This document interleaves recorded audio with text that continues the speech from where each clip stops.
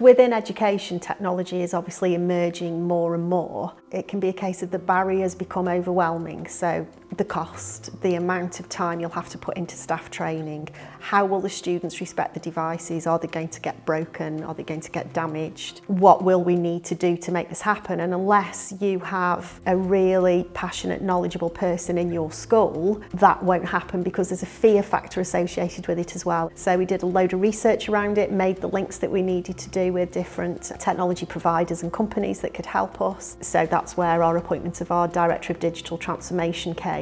That's where we began to fly, and I think he's unique in that he has a teaching background but also the technical background, because quite often there's a divide between the two. So having that post in place for us was a pivotal moment in terms of our strategy. Digital by Design Skills for Life. It's about allowing us to equip our kids to go out there with the skills they need to engage in modern life. The strategy itself came from a lot of work of talking to schools and realising that everybody in the trust was in a completely different place, and saying, how can we get you all from where you are to where you need to be? So our strategy very much is around the right device at the right time, and that everybody has access to the device that they need, whatever that device may be. So we have children in special schools with really complex needs, right the way through to primary, secondary and sixth form children who are applying for Oxford and Cambridge. So we have that whole dimension of students. And the iPad gave us something that actually all of those students could benefit from using. So rather than just random different devices all over the trust, if we'd got a key strategy or key device where the technology may support that learning, there's always teachers who are known as being outstanding, brilliant teachers, and teachers that may be struggling a little bit and needing to develop their practice. Through technology,